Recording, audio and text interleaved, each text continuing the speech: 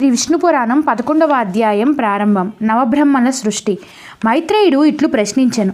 ఓ గురోత్తమ, నవబ్రహ్మల ఆవిర్భావము ఎటుల జరిగినది? తదుపరి ఏమి జరిగినదో సవివరముగా తెలియజేయము అనగా పరాశరులు ఇట్లు చెప్పసాగెను. ఉత్తములైన ప్రజాపతుల వలన మహిమ అందు వివిధ కార్యములు ఉచిత రీతిన జరపబడును. అటులనే వారి సంతతి వృద్ధి పొందుట వలన ఉత్తమ మానవులు వృద్ధి చెందుదురు.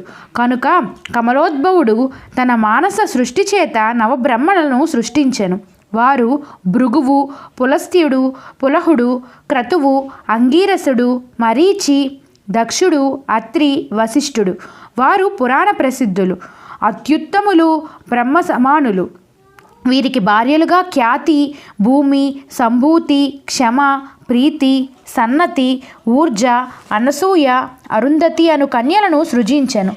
ఈ నవకన్యలు నవబ్రహ్మణులను వివాహమాడారు. ఆ పైన పరమేష్టి సూర్య తేజస్సుతో వెలగొందుతున్న వారు జ్ఞానానందులు, ప్రసన్న చిత్తులు, హరిషడ్వర్గాలను జయించిన వారు. వీతరాగులు అయినట్టి సనక సనంద సనత్కుమార సనత్సు జాతులను మునులుగా సృష్టించెను. వీరందరూ బ్రహ్మ మానస పుత్రులై ఆ పురుషోత్తముడైన నారాయణుని ధ్యానమందే అమితానందమును పొందుతూ జితేంద్రియులై సంసార సుఖములను త్యజించి వేసిరి. అందుచేత బ్రహ్మదేవునికి ఉత్తమ మానవులను సృజించవలను అన్న ఆలోచన ఫలింపమని కారణమున తీవ్ర క్రోధము కలిగెను. ఆ క్రోధ జ్వాలల చేత లోకములన్నీయూ కంపించెను.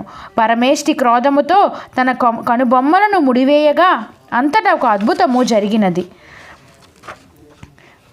విష్ణు పురాణం 11వ అధ్యాయం సమాప్తం. నా వీడియో మీకు నచ్చినట్లయితే నా ఛానల్ని సబ్స్క్రైబ్ చేసుకోండి. నా వీడియోని లైక్ చేయండి, షేర్ చేయండి. Thank you.